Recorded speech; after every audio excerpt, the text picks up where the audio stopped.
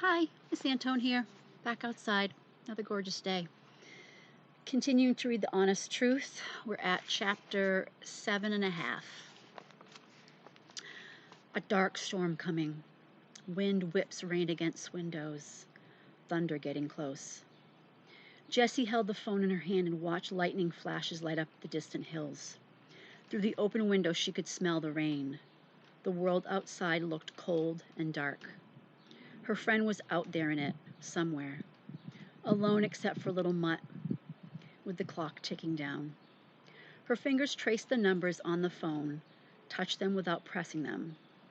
It would be so easy just to spill her secret. She could call the hotline, tell them what she knew about without saying her name. His parents would never know she'd known and hadn't told them. Mark would never know how she'd betrayed him. And then all the great squeezing, twisting that was inside her would be over. And then Mark would be home. She was the only one who could do it. Her finger pressed on the first number. The phone's screen lit up, ready for the next number. She swallowed with a dry gulp and pressed it. Then the third number. There was a lightning flash, and at almost the same time a crash of thunder. Jessie jumped and cried out. A breeze swept in through the window. It carried the scent of the storm. The burnt air smell of lightning wafted into the room and brought with it a memory. From years ago, 3rd grade, the hospital. Things were just getting bad. His hair was gone. He was weak and sick and tired. She'd visited him whenever she could. He hated missing school. He hated missing Beau. He hated being alone.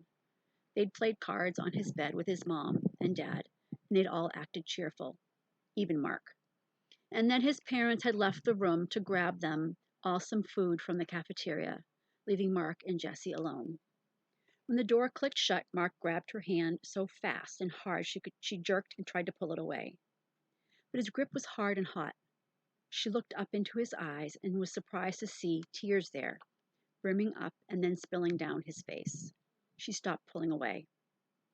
"I don't like to cry in front of them," he said, his voice shaking.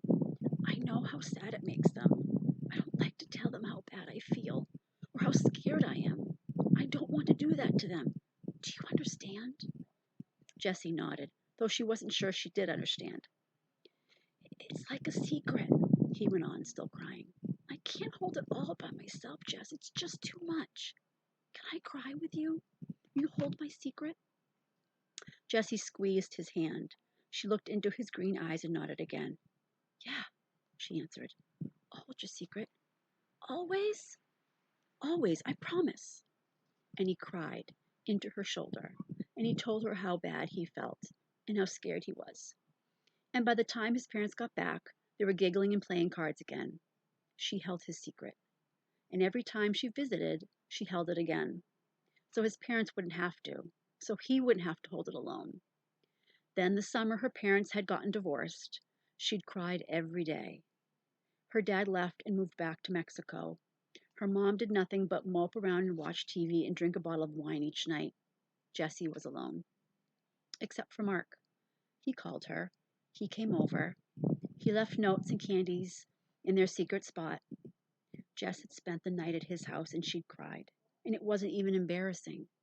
He'd cried in front of her before, after all. "It's not fair," she sobbed. "You're supposed to be able to count on your mom and your dad. You're supposed to be able to count on them." Mark had put a hand on her shoulder. "Count on me, Jess," he said, "and I'll count on you. We're the ones we can count on, right?" Jess looked out at the storm, out at the new darkness. Even with his life on the line and the whole world looking for him, he'd stopped to leave a note for her, so she'd know, and to say goodbye, because he knew she would count on him to do that. She looked at the note crumpled on the table. She'd read it so many times that she didn't have to read it again to know what it said. "To my truest friend, I'm so sorry, and goodbye. Hold my secret now." She blinked back her tears. Mark was counting on her now. She put the phone down.